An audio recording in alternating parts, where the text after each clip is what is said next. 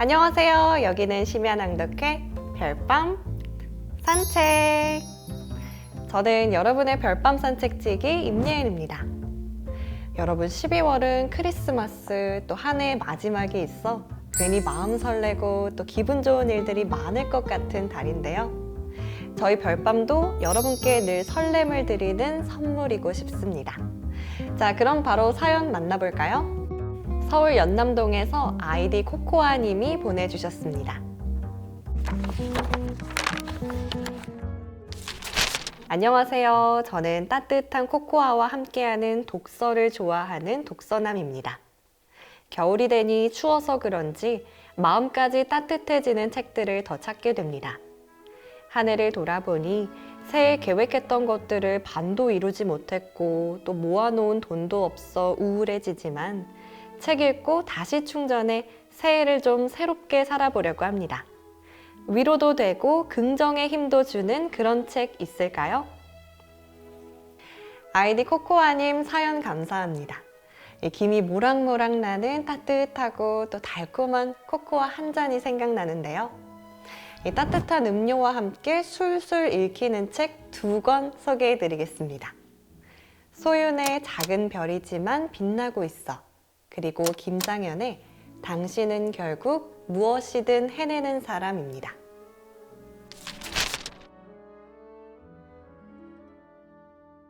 먼저 첫 번째 책 작은 별이지만 빛나고 있어는 시집처럼 짧은 글귀들과 또 감각적인 그림들로 쉽게 읽을 수도 있지만 공감되는 부분이 많아 여운이 많이 남는 책입니다. 천천히 아껴두면서 읽으셔도 좋을 것 같은데요. 그럼 바로 들어보고 두 번째 책도 소개해 드릴게요.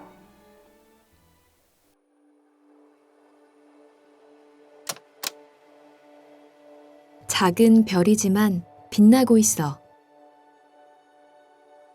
작은 별이지만 빛나고 있어. 가끔 지치고 힘든 날, 밤하늘을 보면 좋겠어. 세상에 홀로 남아 아무도 내 편이 되어주지 않는다고 느끼는 외로움이 뒤덮는 그런 날. 밤하늘에 반짝이는 별들이 작지만 나도 이렇게 빛나고 있다고 힘을 주고 있을 거야. 가끔 괴롭고 울고 싶은 날, 밤하늘을 보면 좋겠어. 불안한 미래에 우울하고 어두운 걱정이 마음을 울리고 있는 날, 수많은 작은 별들이 온 힘을 다해 은하수를 만들어 너를 위한 길을 밝히고 있을 거야. 용기가 필요할 때, 힘이 필요할 때, 밤하늘을 보며 이 말을 떠올려줘. 사랑을 가득 품은 너처럼, 꿋꿋하게 견뎌온 너처럼 작은 별이지만 빛나고 있어.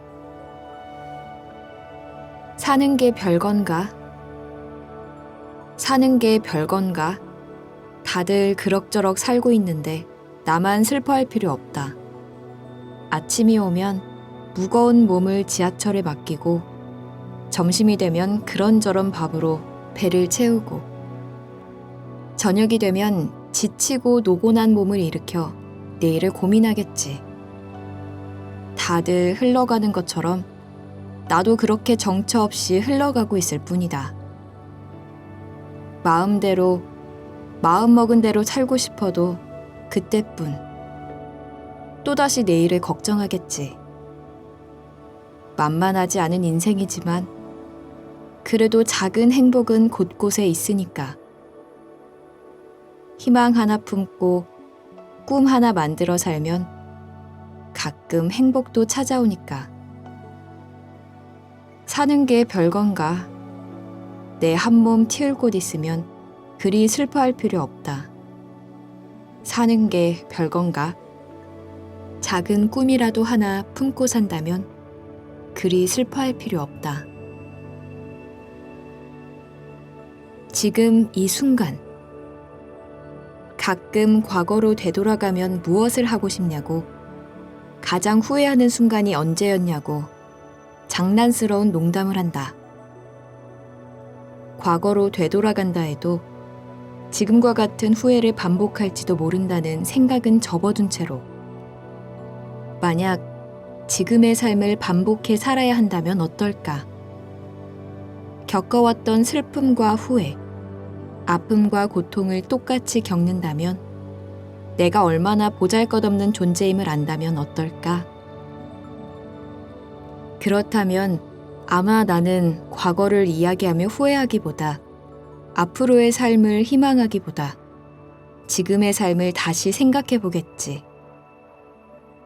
과거를 기억하고 회상하기보다 미래로 지금을 놓치기보다 이 순간에 최선을 다하겠지. 그러니 걱정은 뒤로 하고 내일과 미래의 생각은 멈추고 오늘을 살자. 지금을 즐기자. 이 순간은 다시 오지 않으니. 우린 모두 별이에요. 혹시 사는 게 너무 힘이 들어 하늘을 올려다본 적이 있나요? 왜 하늘은 왜 내 맘을 알아주지 않을까 하고 원망한 적이 있나요? 아마 밤하늘을 바라보며 힘들고 지친 마음을 스스로 달랬겠죠. 밤하늘 속 달은 저렇게 예쁘게 빛나는데 나는 빛바랜 사진처럼 잊히고 있는 건 아닐까 슬펐을 겁니다. 언젠가 마릴린 먼로의 인생 조언 중 별과 관련된 글을 봤어요. 우리 모두는 별이고 반짝일 권리가 있다. 그 한마디에 심장이 뛰었습니다. 왜 그렇게 눈치 보며 살았던 걸까? 왜 나를 위해 살지 않았을까? 자신을 아껴주고 좋아하는 일을 하고 살면 반짝이는 인생이 될 텐데 왜 그러지 못했을까? 스스로 안타깝더라고요. 멀리서 보면 다 같은 별도 우주로 날아가 가까이에서 보면 모두 다른 모습으로 우주를 배회하고 있을 거예요. 다른 행성들과 적절한 거리를 유지하기도 하고 부딪혀 깨지기도 하면서 오롯이 자신의 모습으로 빛나고 있겠죠. 하늘 아래 모든 사람이 다 다른 것처럼요. 그러니까 애초에 우리는 누구와 비교할 수 없는 유일한 존재라는 걸 잊지 말았으면 해요. 그런데도 용기가 안 생긴다면 이 이야기를 해주고 싶어요. 별은 산산이 부서져 죽어도 또 다른 자네들과 뭉쳐 행성이 된다는 사실. 실패하거나 무너져도 다시 빛날 수 있는 존재라는 것을. 우리는 모두 별이에요. 깨지고 무너져도 또다시 빛을 낼 수 있는 모두가 다 다른 빛을 낼 수 있는 별. 그러니 힘내요. 빛나요. 찬란하게. 싫어해도 돼. 누구든 나를 싫어하는 사람은 생기기 마련이다. 관계에서 누구나 겪는 일이고 한 번도 마주하지 않는 사람은 없다. 그런 사람은 그냥 두기로 하자. 싫어하는 감정을 가진 상대 스스로 피곤하고 신경이 쓰일 테니까. 왜 싫어하는지 이유를 찾으려 노력하고 챙기다가 내 시간과 여유를 잃지 말자. 누구든 모든 사람이 나를 좋아할 수는 없으니까. 고민하지 말자. 나를 싫어하는 사람은 싫어하게 두면 된다. 나를 싫어하는 사람 때문에 나를 좋아하는 사람을 놓치는 실수를 저지르지 말자. 나를 아끼는 사람들을 챙기자. 나를 사랑해주는 사람들에게 시간을 쓰자. 타인의 말에 상처받지 말 것. 사람이라는 게 참 다르다는 걸 느낀다. 회사에서 상사의 부당함에 누구는 눈물을 흘리고 누구는 대수롭지 않게 넘겨버리니까. 나는 상처를 대수롭지 않게 넘겨버리는 사람이 되진 못한다. 오히려 상처받고 꽁하게 있는 편에 가깝다. 언젠가 동기에게 질문한 적이 있다. 너는 저 인간 말이 상처가 안 되니? 어떻게 그렇게 쉽게 잊어? 나의 질문에 동기는 이렇게 답했다. 내가 저 인간보다 못한 게 뭐가 있어. 하나도 없어. 그러니까 불쌍하다고 생각하면 돼.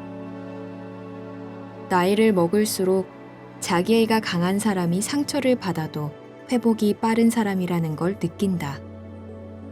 나처럼 상처를 끌어안고 골마 터지는 사람이 있는가 하면 나쁜 일을 대수롭지 않은 듯 털어버리고 자기를 사랑하는 데 집중하는 멋진 사람도 있다. 동기의 단단함을 보고 이제 나도 조금은 멋진 사람이 되려고 노력한다. 누군가 부당한 일을 저지르거나 정해진 기준 안에서 나를 낮게 평가하고 지적할 때마다 나를 지켜내는 방법으로 누가 나를 뭐라고 하든 칭찬하든 험담하든 휘둘리지 않고 흔들리지 않는 자기애를 키워내고 있다. 어느 책에서 본 적이 있다. 나는 사랑으로 사람이 된 사랑의 존재라고. 그러니 굳이 타인의 말에 상처받을 필요 없다. 자신을 사랑할 줄 알고 타인의 말에 휘둘릴 이유도 없다. 나보다 소중한 사람도 나만큼 괜찮은 사람도 없다. 걱정하지 마라. 이미 나는 충분히 단단하다. 괜찮은 사람이다. 작은 별이 좋아졌다. 업무차 들른 지방에서 밤하늘을 올려다본 적이 있다. 태어나서 그렇게 많은 별을 본 적은 처음이었다. 많은 별이 쏟아지는 광경 앞에 마음이 벅찬 것도 잠시, 한편으로는 슬픔이 찾아왔다. 그때의 상황이 하늘의 별들을 마음 편히 감상하기에는 너무 복잡했는지도 모르겠다. 별똥별은 떨어지면서도 자신의 존재를 뿜어내고 그 와중에도 하늘에 떠있는 별들은 모두 자기의 모습을 뽐내는 듯 빛나고 있는데 나만 누구도 찾지 않는 희미한 별이 아닐까. 나라는 사람도 누군가에게는 저렇게 빛나는 존재로 보일까 하는 생각 때문이었을지도 모른다. 함께 있던 동료는 하늘을 바라보던 나를 물끄러미 보다가 대뜸 한마디를 툭 내뱉었다. 별은 크고 밝게 빛날수록 굵고 짧게 산다더라. 작을수록 길고 가늘게 살고. 생전 처음 듣는 이야기가 엄청난 위안이 되었던 밤. 그래, 작은 별이긴 해도 빛나고 있으니까. 누가 알아주지 않아도 스스로 만족하며 살면 되니까. 빛나는 밤하늘을 올려다보며 동료의 위로하는 위로에 화답한 순간 하늘은 다시 아름답게만 보이기 시작했다. 이름 하나 없이 빛나는 수많은 별 때문에 별자리가 생겨났을 테고 밤하늘은 이름 있는 별들이 아닌 이름 없는 별들로 더 아름다운 거겠지. 화려하지 않아도 스스로 작은 빛을 내며 자리를 지키는 별들. 그날 이후 나는 작은 별이 좋아졌다. 기대의 반작용. 살다 보면 숱하게 많은 사람을 만나게 되어 있다. 그리고 그 만남 속에서 마음을 나누기도 하고 상처를 받기도 한다. 우리네 삶은 만남으로 이어지는 관계 안에 있어서 좋든 싫든 피할 수는 없다. 관계를 통해 배운 것 중 하나는 사람에 대한 기대는 언제나 빗으로 돌아온다는 거다. 서로의 마음이 잘 맞는다면 상관없지만 다르다면 굳이 맞출 필요는 없다. 노력으로도 안 되는 게 있다. 안 될 관계를 위해 서로의 시간을 낭비할 필요는 없는 거다. 누구나 모두에게 사랑받고 싶어하는 착한 아이 콤플렉스가 있다. 일종의 인간 본성을 지니고 있는 건데 중요한 건 이로 인해 일어나는 부작용에도 관심을 기울여야 한다는 것이다. 나를 좋아해 주었으면, 나를 사랑해 주었으면 하는 기대에는 늘 반작용이 생기기 때문이다.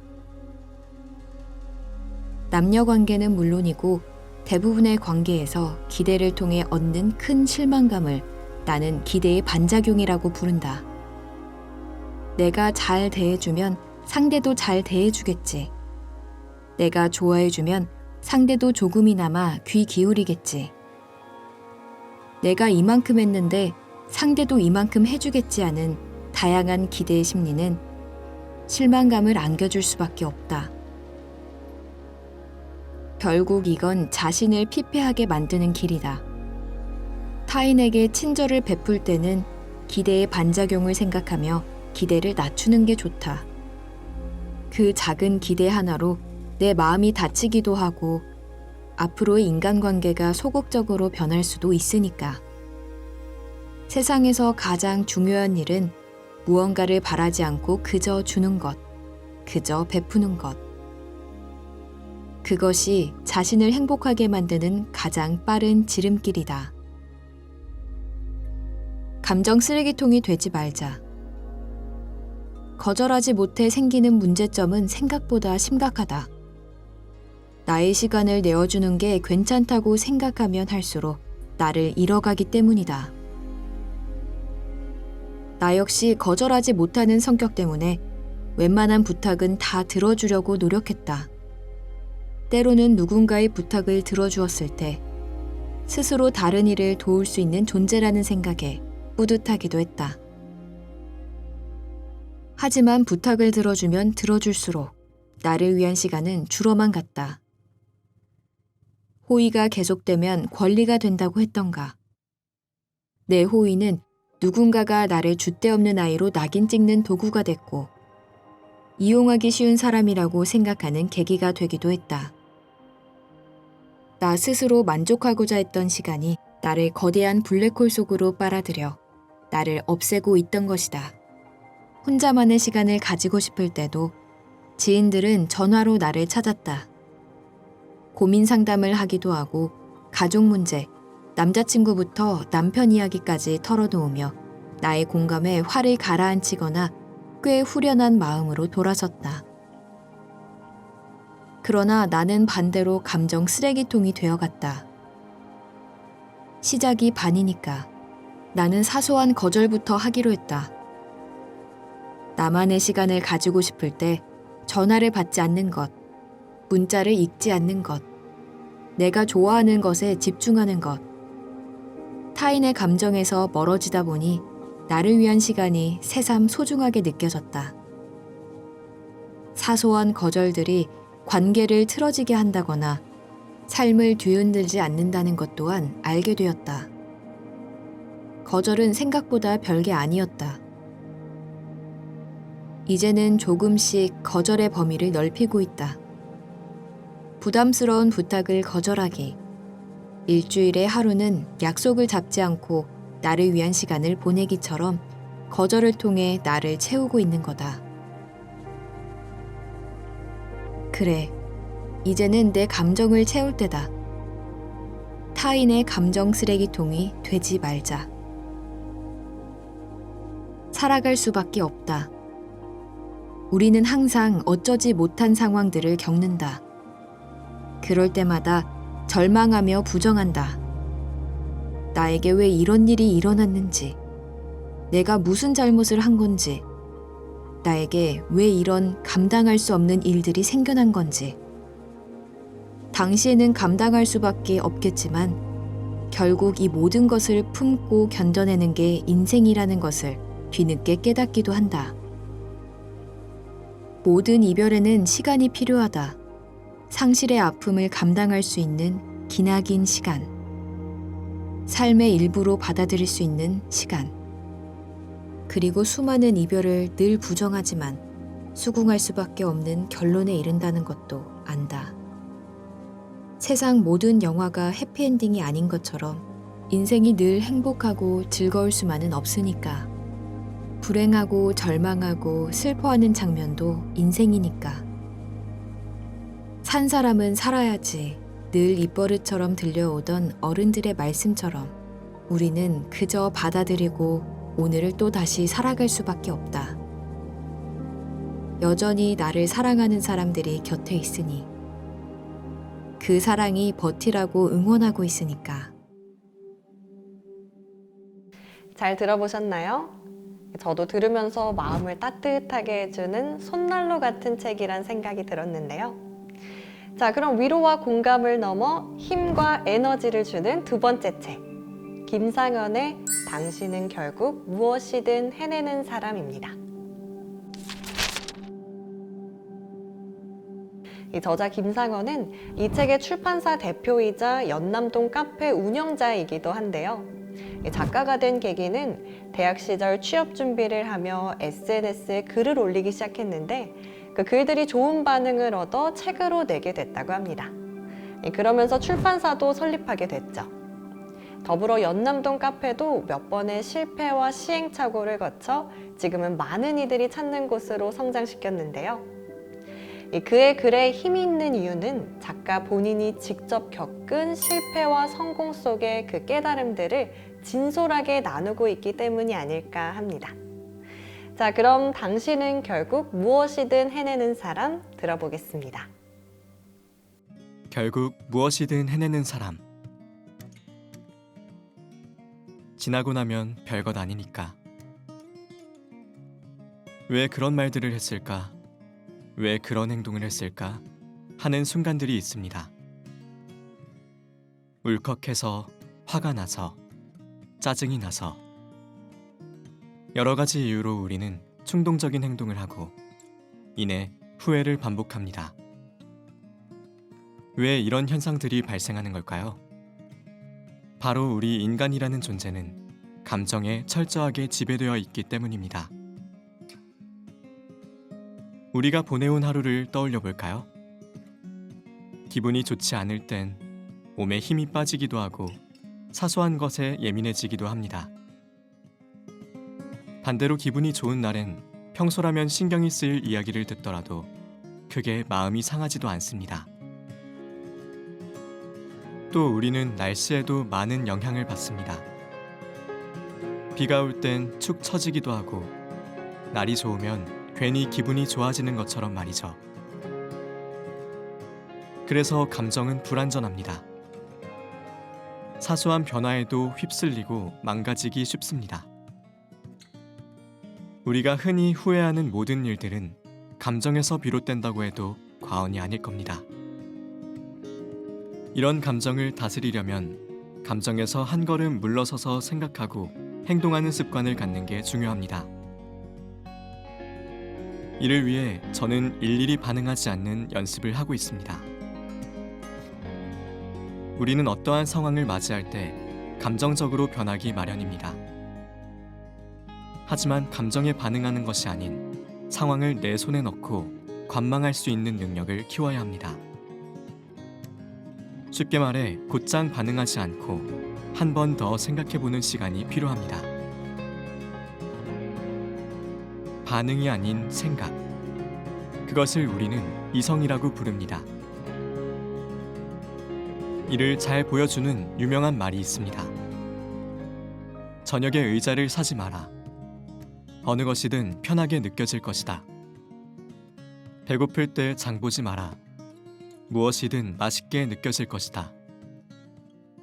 힘들 때 아무나 만나지 마라. 누구에게든 기대고 싶을 것이다.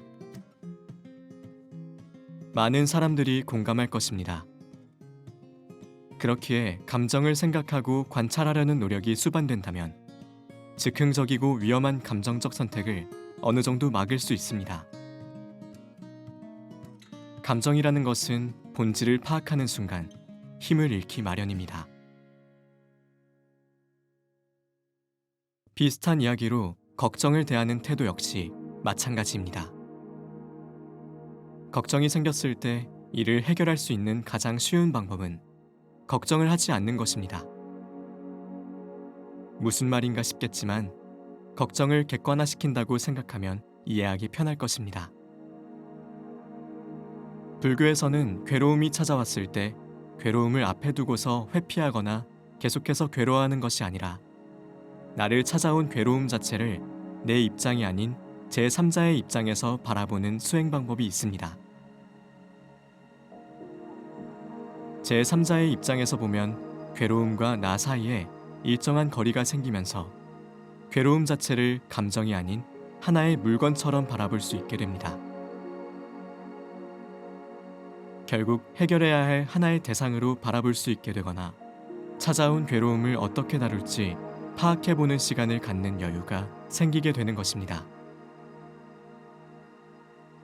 지금 처한 상황에서 어떠한 것에도 영향을 받지 않고 판단하며 자신이 어떠한 선택을 내려야 할지 고민하고 제대로 결정할 수 있게 되는 것입니다.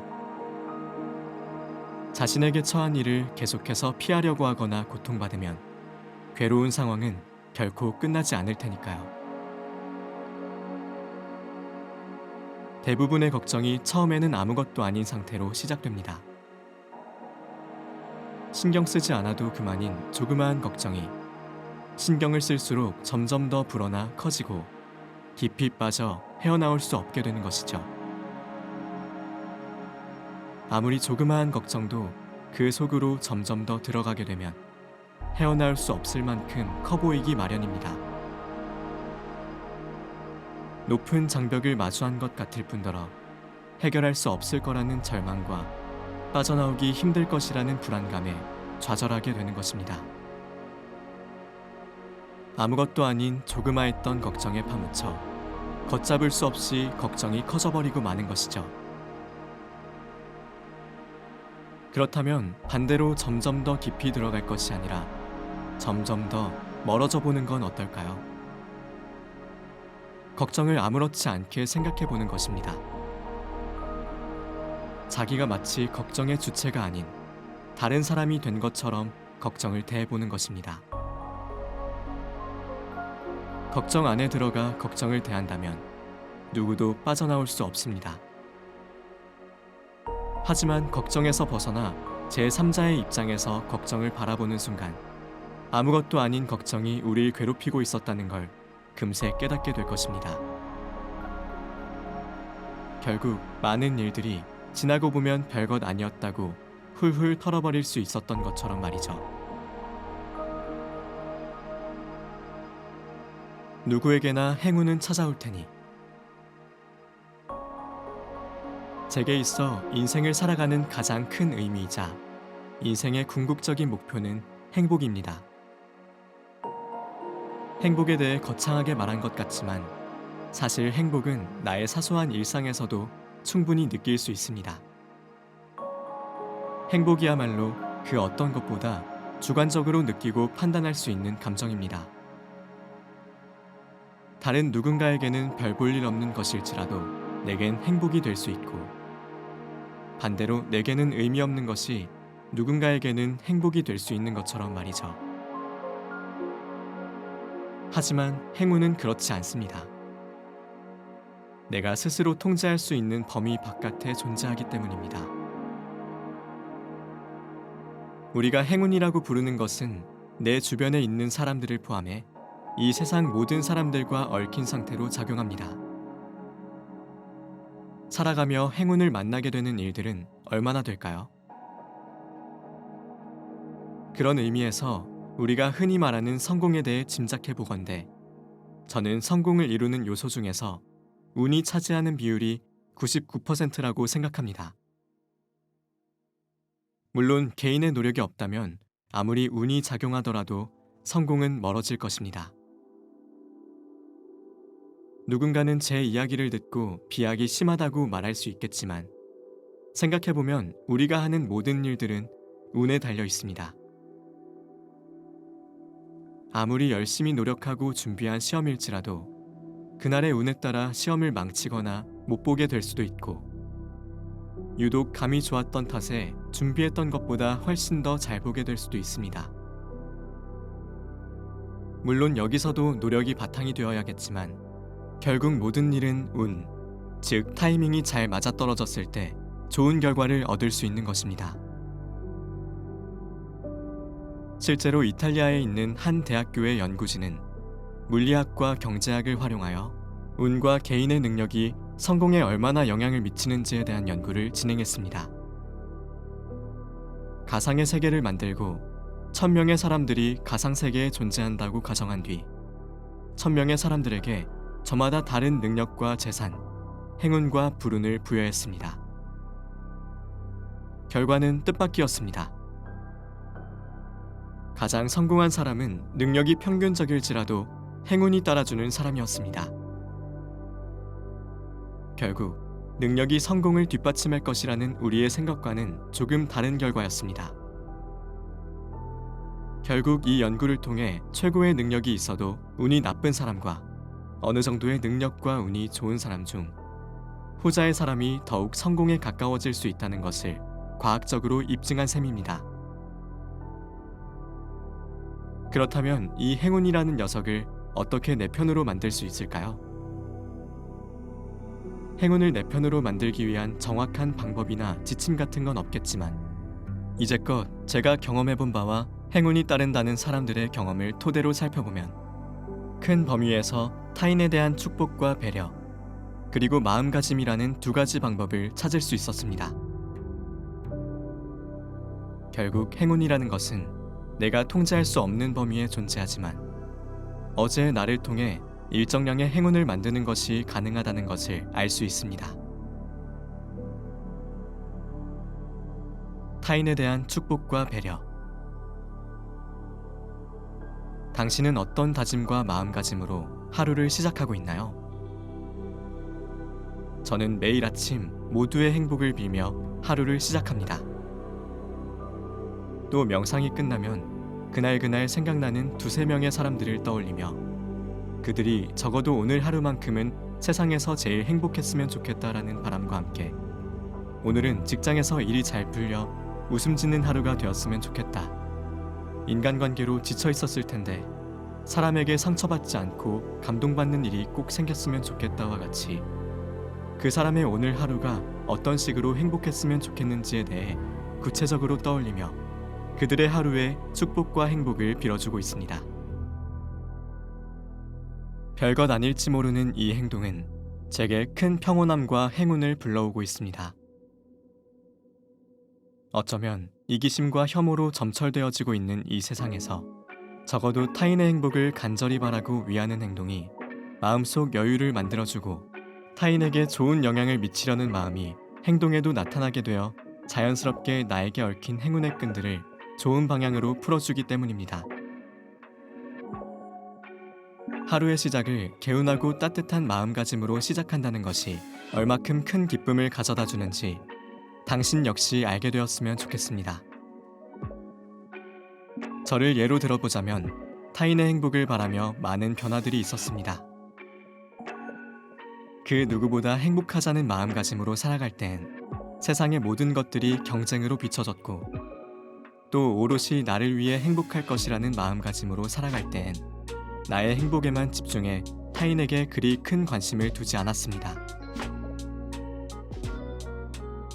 하지만 나의 노력만으로는 닿지 못하는 범위들이 있다는 사실을 깨닫고 나만 생각해서는 안 되겠다라는 걸 느꼈습니다.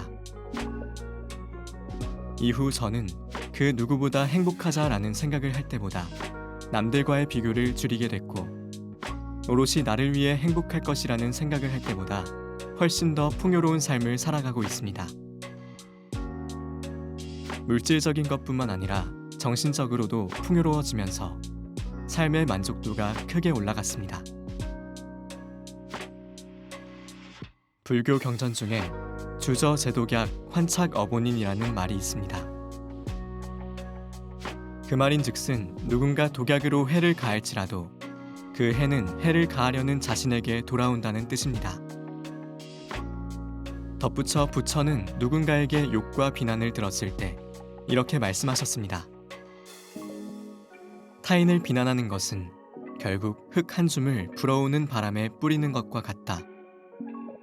뿌려진 흙은 결국 흙뿌린 자신의 얼굴에 날아올 것이고 그 흙은 전부 본인이 쓰게 될 것이다. 그런 의미에서 축복과 행복을 빌어주는 건 역시 이와 같은 맥락입니다. 축복과 행복의 대상은 타인이었지만 바람 앞에 흩뿌려진 흙처럼 결국 축복과 행복 역시 나에게로 돌아와 행운으로 작용하게 될 것이기 때문입니다. 마음가짐.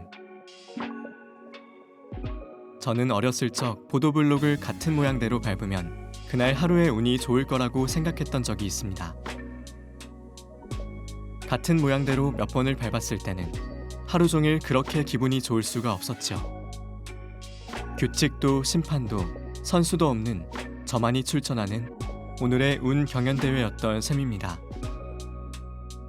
저는 언제나 럭키가이였고 언제나 그날의 운은 좋다라는 결과밖에 나올 수 없었습니다. 같은 모양대로 밟지 않았을 때는 이건 무효야, 다시를 외치면 그만이었으니까요.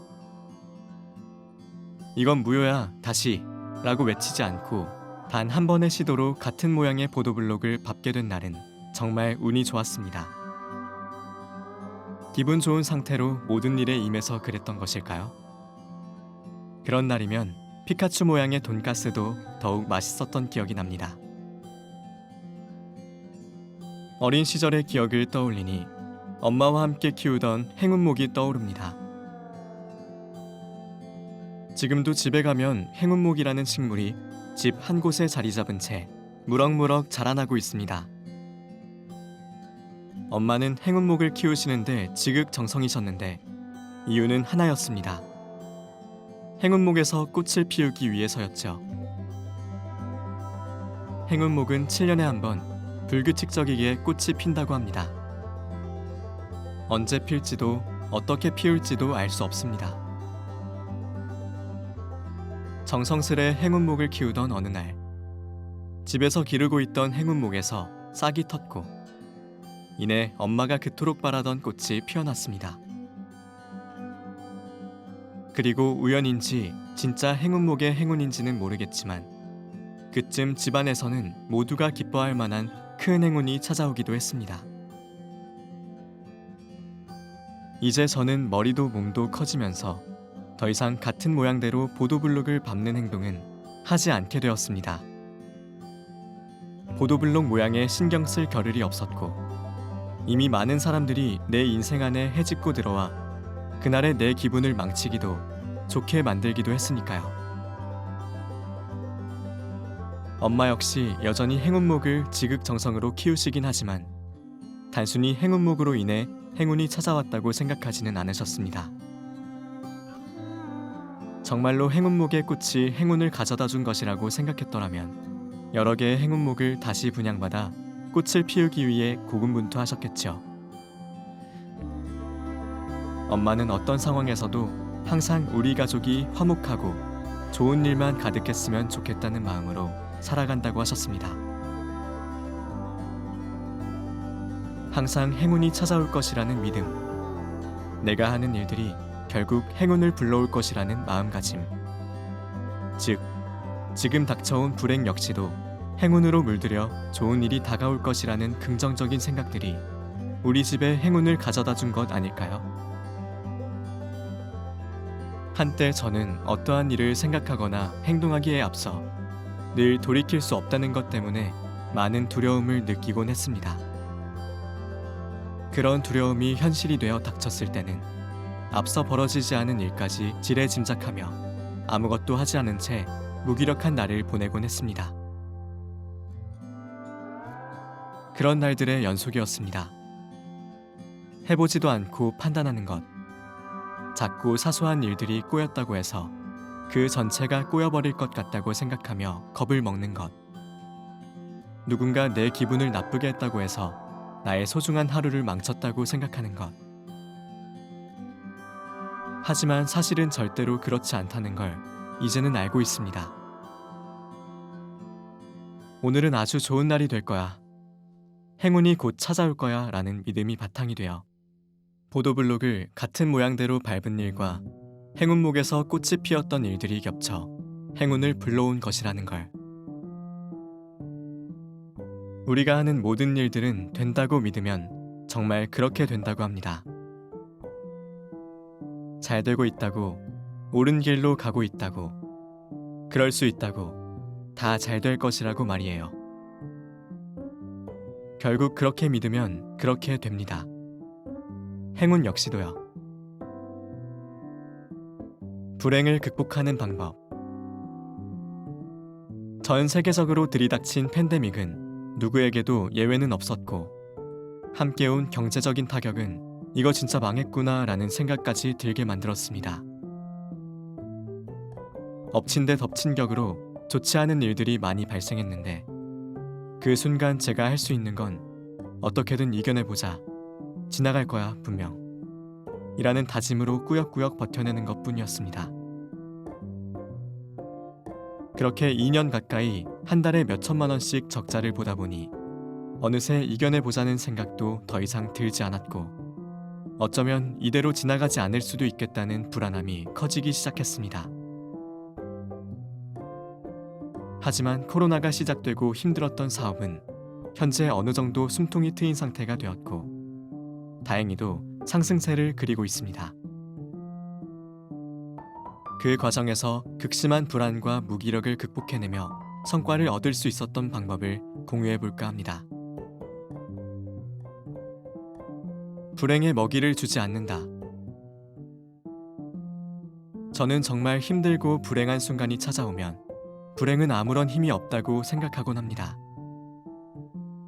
결국 불행에 먹이를 주고 힘을 준 건 나였을 테니 불행이라는 녀석을 더 키우지 않으려면 불안이나 걱정과 같이 불행이 좋아하는 먹이를 더 주지 않으면 되는 것입니다. 혹시 회복 탄력성이라는 단어를 들어보셨나요? 인상 깊게 본 책의 제목이기도 한 이 단어는 역경과 고난이 찾아왔을 때 얼마만큼 다시 일어날 수 있는지, 무너지게 되더라도 고난과 역경을 발판 삼아 딛고 일어나는 힘을 말합니다. 회복 탄력성을 이루는 많은 요소가 있지만 그 중에서도 긍정적인 생각이 가장 큰 역할을 한다고 합니다. 모두가 긍정적인 것이 좋다는 건 알고 있지만 막상 실천하는 것엔 큰 어려움이 있습니다. 긍정적인 생각 역시도 연습이 필요합니다. 언어를 배우는 것처럼 부단한 인식과 내뱉는 훈련들이 필요하다는 거죠. 뿐만 아니라 긍정적인 사고를 하기 위해 꾸준히 노력하는 것만으로도 역경을 딛고 일어날 힘을 기르는 것과 비슷한 효과를 보인다고 합니다. 불행을 비롯해 부정적인 감정과 순간들은 갑작스레 언제나 찾아오기 마련입니다. 앞서 말했듯 그런 것들이 찾아오더라도 나는 별로 그렇게 생각하지 않는데, 나는 이 상황을 잘 헤쳐나갈 거야. 지금 이 상황에서 내가 할 수 있는 건 무엇이 있을까? 와 같은 긍정적인 생각만이 우릴 부정 속에서 벗어나게 해줄 수 있을 것입니다. 자신을 무한한 긍정 속으로 빠뜨리는 것. 어쩌면 다가온 불행과 힘듦을 대처하는 하나의 방법일 것입니다. 끊임없이 움직이며 나만의 패턴 만들기. 정신과 건강은 하나로 연결돼 있다는 연구 결과가 있습니다. 실제로 뇌에서는 신체적인 고통을 처리하는 곳과 정신적인 고통을 처리하는 곳이 같다고 합니다. 심지어 마음이 아픈 사람에게 타이레놀을 몇 주간 복용하게끔 했더니 심리적 불안과 상실감이 복용하지 않은 사람보다 완화됐다고 합니다. 정신적인 부분을 다스리고 안정된 상태로 끌어올리려면 신체적인 활동이 큰 도움이 될 수 있음을 시사하고 있습니다. 저 역시도 어렵고 힘든 상황이 찾아왔을 때, 또 마음이 불안으로 가득 찼을 때 삶의 루틴을 바꿔주었습니다. 평소엔 눈을 뜨자마자 씻고 출근을 해 정신없이 일을 했지만 삶의 루틴을 바꾼 후 아침에 무작정 나가 10km를 달리고 기력이 남으면 웨이트 운동으로 하루를 시작했습니다. 여러분 편안하게 잘 들어보셨을까요? 오늘 이 두 권의 책이 여러분의 삶의 편안한 휴식과 또 새로운 힘이 됐길 바라며 저는 다음 시간에도 좋은 책으로 다시 찾아오겠습니다. 좋은 밤, 별밤 되세요.